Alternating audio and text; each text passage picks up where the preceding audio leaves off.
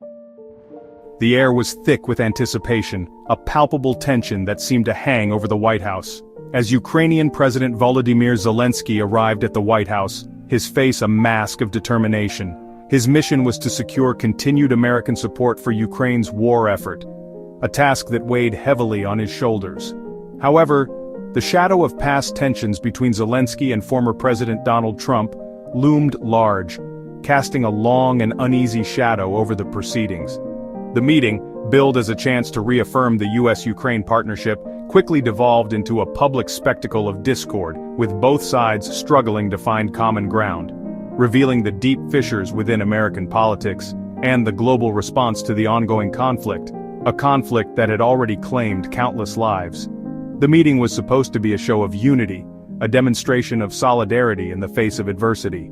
Instead, it became a potent symbol of the challenges facing the world in its quest for peace and stability, highlighting the complexities of international diplomacy. The eyes of the world watched, waiting to see if diplomacy could bridge the divide, if leaders could rise above their differences, or if the chasm of disagreement would only grow wider, threatening to engulf any hope of resolution. The stakes were high, with the future of Ukraine hanging in the balance and the world holding its breath. The situation deteriorated rapidly inside the Oval Office, with tensions escalating by the minute. Trump, flanked by his Vice President J.D. Vance, unleashed a tirade against Zelensky, his voice echoing through the historic room. Sources describe the exchange as heated, with raised voices and accusations flying across the room, creating an atmosphere thick with tension. Trump, known for his blunt style, accused Zelensky of being ungrateful for the billions of dollars in military aid provided by the U.S., his words sharp and unyielding. Zelensky, however, refused to back down, his resolve evident in his unwavering stance. He defended Ukraine's commitment to fighting for its sovereignty and insisted on the need for a just peace, his words resonating with conviction.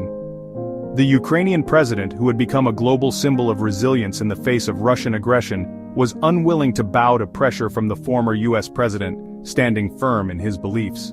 The clash of personalities was palpable, a dramatic confrontation that underscored the deep divisions between the two leaders. The planned signing ceremony, meant to solidify a deal granting the U.S. access to Ukrainian rare earth minerals, was abruptly cancelled. The optics were undeniable. The empty chairs and vacant podiums stood as silent testament to the collapse of the meeting.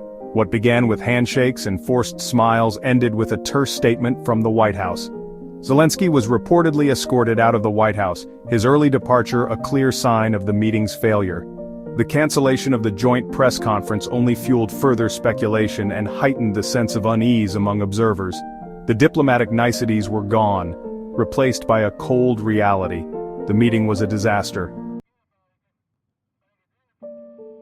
Section 4. The fallout begins. The aftermath of the meeting was swift and brutal. Trump, characteristically, took to his social media platform, Truth Social, to air his grievances. He accused Zelensky of being unwilling to negotiate a peace deal, suggesting that the Ukrainian president was the obstacle to ending the conflict. The message was clear. Trump was siding with Russia's narrative, echoing the Kremlin's talking points.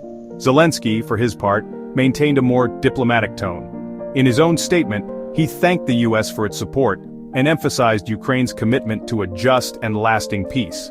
The stark contrast in their messaging only underscored the growing divide between the two leaders and the countries they represented. Section 5. A world divided.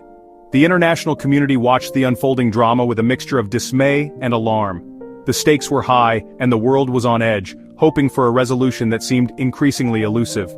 The meeting, meant to be a symbol of Western solidarity, had exposed the cracks in the global coalition supporting Ukraine.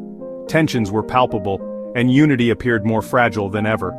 European leaders, including French President Macron and European Commission President Ursula von der Leyen, rushed to reiterate their unwavering support for Ukraine. Their statements aimed to reassure both their citizens and the international community. Meanwhile, Russia seized on the discord, using the meeting to further its propaganda efforts. The Kremlin's narrative was bolstered by the visible disunity among Western allies. Russian officials, including Foreign Minister Sergei Lavrov, praised Trump's stance and accused the West of prolonging the conflict. They argued that Western policies were the root cause of the ongoing strife. The meeting, initially intended to bolster Ukraine's international standing, had inadvertently played into Russia's hands, giving Putin a propaganda victory. The optics were clear, and the message was powerful. The world watched, holding its breath, as the future of Ukraine remained precariously balanced. The uncertainty weighed heavily on everyone, from global leaders to ordinary citizens.